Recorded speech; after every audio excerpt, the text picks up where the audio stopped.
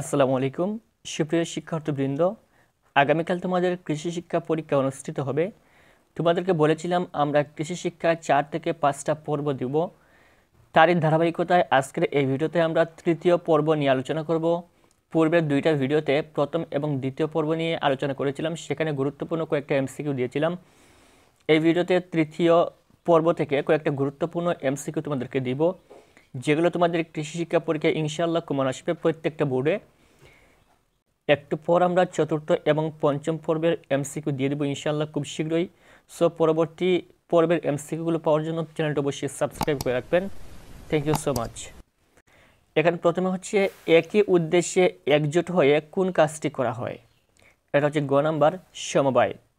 আমরা জানি সমবায় সমিতি একই উদ্দেশ্যে একজোট হয়ে কাজ করা হয়। সমবায় সমিতির মূল কাজ কি? সমবায় সমিতির মূল কাজ হচ্ছে ক নাম্বার সমবায়ে উৎসুকদের একত্রিত করা। সমবায় খাতের জন্য নিজস্ব পেশাগত সংগঠন, এটা হচ্ছে খ নাম্বার কৃষকদের জন্য। সমবায়ের ভিত্তিতে দ্রব্য উৎপাদনের মূল উদ্দেশ্য কি? এটা হচ্ছে গ নাম্বার মুনাফা অর্জন। কৃষি সমবায়গুলো সাধারণত কিরূপ হওয়া উচিত? ক নাম্বার অঞ্চলভিত্তিক। আধুনিক কৃষি ও বিজ্ঞানভিত্তিক বিভাগ ভিত্তিক, এটা হচ্ছে ক নাম্বার ব্যয়বহুল। তার মানে আধুনিক কৃষি ও বিভাগ ভিত্তিক, এটা হচ্ছে ব্যয়বহুল।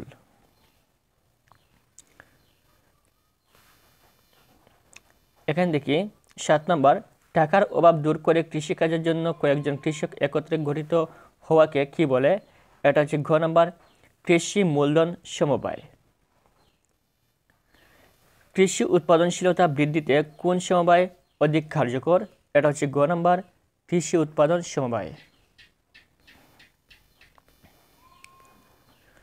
তারপর হচ্ছে ক্ষুদ্র কৃষক আব্রু কৃষিপণ্য বিক্রি করে উপযুক্ত মূল্য পায় না। সমস্যা সমাধানে আব্রুকে গ্রামের কোন সমবায় সমিতির সদস্য হতে হবে? এটা হচ্ছে ঘ নম্বর কৃষিপণ্য বাজারজাতকরণ সমবায়। সর্বনিম্ন কত হেক্টর জমি না হলে একটি লাভজনক কৃষি খামার পরিচালনা করা যায় না? এটা হচ্ছে সর্বনিম্ন 1 হেক্টর। কৃষি সমবায় প্রক্রিয়ায় অনেক জমিকে কি করা হয়? খ নাম্বার একই ব্যবস্থাপনার আওতায় আনা হয়। তার মানে কৃষি সমবায় প্রক্রিয়ায় অনেক জমিকে একত্রে ব্যবস্থাপনার আওতায় আনা হয়। কোনটি ছাড়া কৃষিকাজ সম্ভব নয়? এটা হচ্ছে ঘ নাম্বার পানি ছাড়া কৃষিকাজ সম্ভব নয়। সমবায়ের ভিত্তিতে কৃষিকাজের জন্য সবচেয়ে নিরাপদ পানি কোনটি? খ নাম্বার জলাধার। নিচের কোনটি যথাসময়ে নিরাপদে প্রাপ্তি কৃষির জন্য খুবই সহায়ক? এটা হচ্ছে ঘ নাম্বার ঋণ। ঋণ প্রাপ্তি কৃষির জন্য খুবই সহায়ক যথাসময়ে। ঋণ গ্রহণ সহজ হয় সাধারণত কার জন্য? খ নাম্বার রেজিস্ট্রিকৃত সমবায়ের জন্য ঋণ গ্রহণ সাধারণত সহজ হয়। কৃষিপণ্য উৎপাদনে লক্ষ্য রাখতে হবে কি লক্ষ্য রাখতে হবে? খ নাম্বার 1-2 পরিবেশ বান্ধব কিনা, স্বাস্থ্যকর কিনা, এই 2টা বিষয় লক্ষ্য রাখতে হবে কৃষিপণ্য উৎপাদনের ক্ষেত্রে। কৃষিপণ্য বিপণনে কিসের উপর নির্ভর করে পণ্য কিং করতে হবে? ওটা প্যাকিং করতে হবে, এটা হচ্ছে ক নাম্বার পণ্যের উপর নির্ভর করে। কোনটি পরিবহনে চটের বস্তা উপযুক্ত? এটা হচ্ছে ক নাম্বার দানাশস্য পরিবহনে চটের বস্তা উপযুক্ত। কৃষি সমবায় কী ধরনের কার্যক্রম? এটা হচ্ছে ঘ নাম্বার সমন্বিত কার্যক্রম। কৃষি সমবায়ের মূল শর্ত কি? এটা হচ্ছে গ নাম্বার স্বচ্ছতা ও জবাবদিহিতা। কৃষি উপকরণ সমবায় কাজ কি? এটা হচ্ছে গ নাম্বার বীজ সংগ্রহ। সমবায়ের ভিত্তিতে দ্রব্য উৎপাদনের মূল উদ্দেশ্য কি? গ নাম্বার মুনাফা অর্জন। সমবায়ী সংগঠনের মাধ্যমে উপকৃত হবে কি উপকৃত হবে? এটা হচ্ছে খ নাম্বার 1-3 সংগঠনের সদস্য এবং দেশ। সমবায়ীরা তখন লাভবান হবে যখন সংগঠন হবে 1-2-3 দক্ষ, সৎ এবং শক্তিশালী। তখন সমবায়ীরা লাভবান হবে।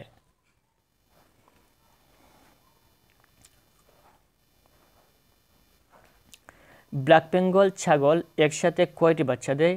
এটা হচ্ছে খ নাম্বার 2 থেকে 3টি। রুই ও মৃগেল মাছ কত বছর বয়সে ডিম পাড়ার উপযুক্ত হয়? এটা হচ্ছে খ নাম্বার 2 বছর বয়সে। তারপর হচ্ছে জার্সি জাতের শঙ্কর গাভী দৈনিক কত লিটার দুধ দেয়? খ নাম্বার 15 থেকে 20 লিটার।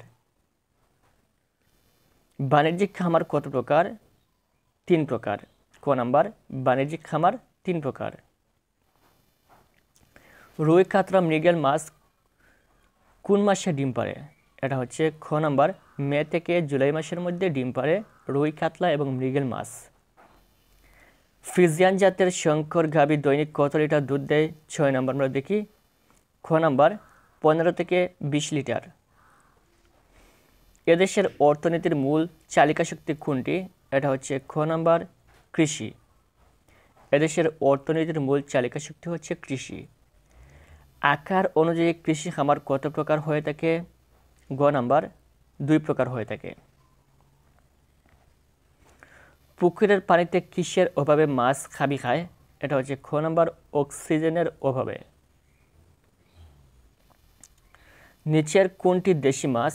এটা হচ্ছে খ নাম্বার কালীবাউস। এটি হচ্ছে দেশি মাছ। দেশি গাভী দৈনিক কত লিটার দুধ দিয়ে থাকে? এটা সঠিক উত্তর হচ্ছে খ নাম্বার 2 থেকে 2.5 লিটার। সফলভাবে পারিবারিক পোল্ট্রি খামার পরিচালনার জন্য কোনটি প্রয়োজন? এটা হচ্ছে ঘ নাম্বার প্রশিক্ষণ প্রয়োজন। বাংলাদেশে পারিবারিকভাবে কোনটি পালন করা খুবই লাভজনক? গ নাম্বার ছাগল। কোনটি দেশি কার্প মাছ? গ নাম্বার মৃগেল। কোনটি বদ্ধ পানিতে ডিম পারে না? ক নাম্বার কালীবাউস। এটি বদ্ধ পানিতে ডিম পারে না। পুরুষ ছাগল কত মাস বয়সে বাজারজাতকরণ করা যায়? পুরুষ ছাগল কত মাস বয়সে বাজারজাত করা যায়? এটা হচ্ছে গ নাম্বার 8 মাস বয়সে।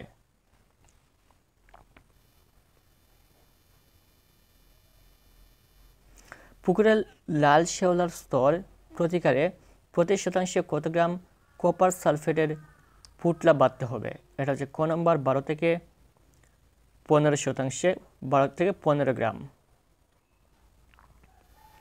অতিরিক্ত সবুজ শেওলা উৎপাদন জৈবিকভাবে নিয়ন্ত্রণ করার উপায় কোনটি? গ নাম্বার বড় কেচি সিলভার কার্প চাষ। 10 শতকের একটি পুকুরের পানির উপরের লাল স্তর দূর করতে কত গ্রাম তুঁতের প্রয়োজন? ক নাম্বার 120 থেকে 150 গ্রাম তুঁতের প্রয়োজন। দুধ টক স্বাদযুক্ত হয় কোন অ্যাসিড সম্পন্নের মাধ্যমে? ঘ নাম্বার ল্যাকটিক অ্যাসিড সম্পন্নের মাধ্যমে। দুধে রোগ সৃষ্টিকারী জীবাণু নিয়ন্ত্রণের উপায়কে কি বলে? এটা হচ্ছে খ নাম্বার পাস্তুরীকরণ। তারপর হচ্ছে 22 নাম্বার পারিবারিক দুগ্ধ খামারের গাভীর সংখ্যা কয়টি হয়ে থাকে? এটা হচ্ছে খ নাম্বার 2 থেকে 5টি। বাণিজ্যিক খামার স্থাপনে ন্যূনতম কয়টি গাভী প্রয়োজন? গ নাম্বার 5টি। কোনটি ঘাস কাটার যন্ত্র? খ নাম্বার চপিং মেশিন। এটি দ্বারা ঘাস কাটা হয়। পুকুরের ঘোলা পানির সমস্যা প্রতিকারে প্রতি শতাংশে কত কেজি চুন প্রয়োগ করতে হবে? ক নাম্বার 1 থেকে 2 কেজি। দুধ দোহনের পদ্ধতি কয়টি? ঘ নাম্বার দুধ দোহনের পদ্ধতি হচ্ছে 2টি। এগুলো হচ্ছে সনাতন পদ্ধতি এবং আধুনিক পদ্ধতি। সাধারণত কোন জীবাণু দুধে অ্যাসিড তৈরি করে? ক নাম্বার স্ট্রেপ্টোকাই। এই জীবাণু দুধে অ্যাসিড তৈরি করে। একজন মানুষের বছরে কত লিটার দুধ পান করা দরকার? খ নাম্বার 90 লিটার। একজন মানুষের বছরে 90 লিটার দুধ পান করা দরকার। দুধ একবার গরম করলে কত ঘন্টা ভালো থাকে? 4 ঘন্টা ভালো থাকে।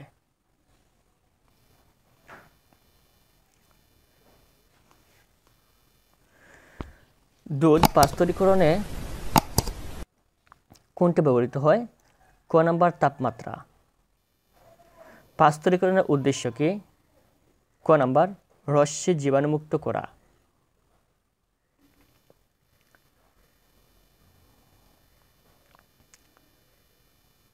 সোতস্লেট কোন দেশের বিজ্ঞানী ছিলেন?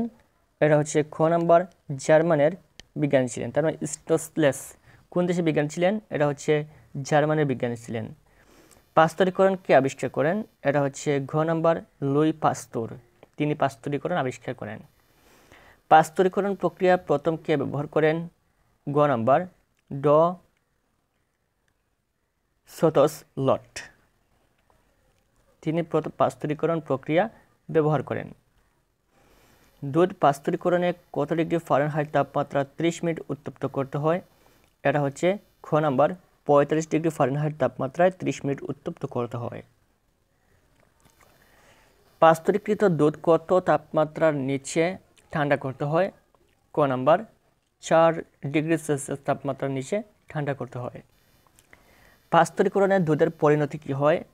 ঘ নাম্বার অক্ষত থাকে। কোনটি চলমান খরচের খাত? খ নাম্বার মুরগির খাদ্য।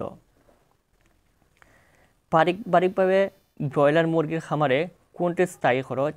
এটা হচ্ছে ঘ নাম্বার মুরগির ঘর। কোনটি খামারের স্থায়ী খরচ? এটা হচ্ছে খ নাম্বার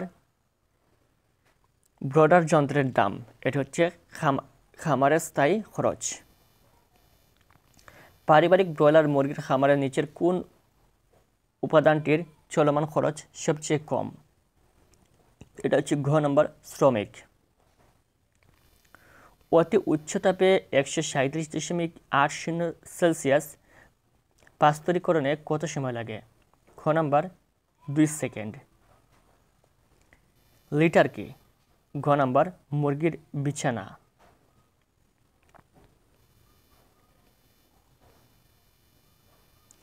খামার প্রতিষ্ঠা করার পর প্রতিদিন যে খরচ হয় তাকে কি বলে? ঘ নাম্বার চলমান খরচ। দুগ্ধ খামারের চলমান ব্যয় কোনটি? দুগ্ধ খামারের চলমান ব্যয় হচ্ছে ঘ নাম্বার গাভীর খাদ্য। যন্ত্রপাতির উপর অবচয় খরচ হল খ নাম্বার 10%।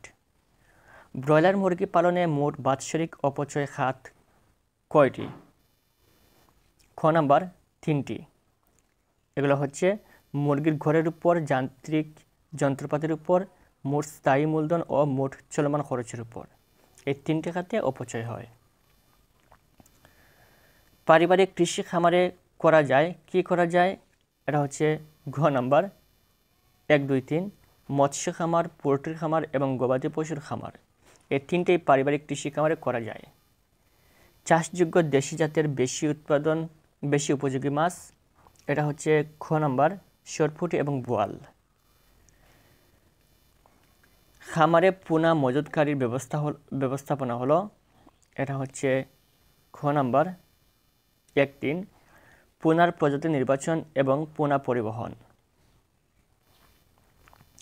তারপর হচ্ছে দুগ্ধ পাস্তুরিকরণের রূপগত উদ্দেশ্য, এটা হচ্ছে ক নাম্বার 1, 2 জীবাণু ধ্বংস করা এবং গুণাগুণ অক্ষুণ্ণ রাখা। দুধ সংরক্ষণের পদ্ধতি হলো, এটা হচ্ছে ক নাম্বার 1, 2 4 ঘন্টা পর 20 মিনিট ফুটানো 72.2 ডিগ্রি সেলসিয়াস থেকে সেলসিয়াসে 15 সেকেন্ড উত্তপ্ত করা। পাস্তুরিকরণ করা হয়, এটা 54 নম্বর আমরা দেখি। পাস্তুরিকরণ করা হয়, এটা শুরু করতে হচ্ছে ঘ নাম্বার 1, 2, 3 62.8 ডিগ্রি সেলসিয়াস তাপে 30 মিনিট, 72.2 ডিগ্রি সেলসিয়াস তাপে 15 মিনিট, 137.8 ডিগ্রি সেলসিয়াস তাপে 2 সেকেন্ড। 55 নম্বর হচ্ছে পাস্তুরিকরণের অসুবিধা হলো, এটা হচ্ছে গ নাম্বার 2, 3 ভিটামিন নষ্ট হয়ে যায়, নিচের কোনটি সঠিক এবং চর্বিকণা পৃথক হয়ে যায়? তার মানে ভিটামিন নষ্ট হয়ে যায় এবং চর্বিকণা পৃথক হয়ে যায়। পাঁচত্রিকোণের এটা হচ্ছে একটা অসুবিধা। ব্রয়লার মুরগি পালনের স্থায়ী খরচ হলো খ নম্বর 1.3 খামারের জমি ও আসবাবপত্র ক্রয় এবং ব্রয়লার যন্ত্র ও পানির পাত্র ক্রয়, নিচের পানির পাত্র ক্রয়। তারপর হচ্ছে এখানে মাছের এরূপ অবস্থার কারণ কোনটি? এখানে একটা উদ্বেগ ছিল, মাছের এরূপ অবস্থার কারণ কি? ক নম্বর হচ্ছে প্রাণীতে দ্রবীভূত অক্সিজেনের পরিমাণ কমে যাওয়া। এক্ষেত্রে রমজান আলীর করণীয় কি? এটা হচ্ছে সঠিক উত্তর ক নম্বর 1-2 পুকুরের পানির উপর বাঁশ দ্বারা পিটানো এবং পুকুরের হররা টানা। কারণ যখন পুকুরের পানিতে অক্সিজেন কমে যায় তখন কি করা উচিত? পুকুরের পানির উপর বাঁশ দ্বারা পিটানো এবং পুকুরের হররা টানা, যাতে করে পানির নিচে অক্সিজেন চলে যায়। এখানে আরেকটা উদ্দীপক রয়েছে, রাসেল প্রাণী সম্পদ কর্মকর্তার পরামর্শে কয়েকটি শঙ্কর জাতের গাভী কিনে একটি পারিবারিক দুগ্ধ খামার স্থাপন করে। রাসেলের খামারে গাভীর সংখ্যা কয়টি হতে পারে? এটা হচ্ছে খ নম্বর 2 থেকে 5টি। উল্লেখিত খামারের স্থাপনের মাধ্যমে পরিবারের এটা হচ্ছে ঘ নম্বর 1, 2, 3 দুধ ও পুষ্টির চাহিদা মেটানো যাবে, বাড়তি আয়ের ব্যবস্থা হবে, কর্মসংস্থান বাড়ানো যাবে। এই তিনটেই করা যাবে। এখানে একটা উদ্যোগ দেওয়া রয়েছে, বাবুল নিজ বাড়িতে 5টি গাভী নিয়ে একটি পারিবারিক খামার গড়ে তোলেন। সুষ্ঠু ব্যবস্থাপনার মাধ্যমে খামার থেকে ভালো উৎপাদন পেয়ে তিনি অনেক বেশি লাভবান হয়েছেন। বাবুলের খামারটি কাদের দ্বারা পরিচালিত? এটা হচ্ছে ঘ নম্বর পরিবারের সদস্যদের দ্বারা পরিচালিত। বাবুলের লাভবান হওয়ার কারণ হচ্ছে খ নম্বর 1-3 সুষম খাদ্য সরবরাহ এবং স্বাস্থ্যসম্মত বাসস্থান। এখানে একটা উদ্যোগ দেওয়া রয়েছে, আলিয়া বেগম বাড়ির পাশে 5% উঁচু জায়গায় যুব উন্নয়ন অধিদপ্তর থেকে পারিবারিক দুগ্ধ খামারের উপর প্রশিক্ষণ গ্রহণ করে 2টি উন্নত জাতের গাভী পালন শুরু করলেন এবং প্রতিদিন 40 লিটার দুধ পেতে লাগলেন। প্রতি লিটার দুধ 70 টাকা দরে বিক্রি করেন। আলিয়া বেগম উন্নত জাতের কোন গাভী নির্বাচন করলেন? এটা সঠিক উত্তর হচ্ছে ক নম্বর 1-2 হলিস্টেইন ফ্রিজিয়ান এবং জার্সি, এই 2 জাতের গাভী তিনি নির্বাচন করেছিলেন উন্নত জাতের গাভী হিসেবে। 64 নম্বর হচ্ছে আলিয়া বেগম সপ্তাহে কত টাকার দুধ বিক্রি করেন? এটার সঠিক উত্তর হচ্ছে খ নম্বর 20,000 টাকার দুধ দৈনিক তিনি বিক্রি করেন। আশা করি বুঝতে পেরেছ। এ হচ্ছে তোমাদের তৃতীয় পর্ব নিয়ে গুরুত্বপূর্ণ এমসিকিউ। একটু পর আমরা চতুর্থ পর্বের এমসিকিউ তোমাদেরকে দিয়ে দিব ইনশাল্লাহ। সব পরবর্তী পর্বের এমসিকিউ পাওয়ার জন্য অবশ্যই চ্যানেলটি সাবস্ক্রাইব করে রাখবেন। Thank you so much.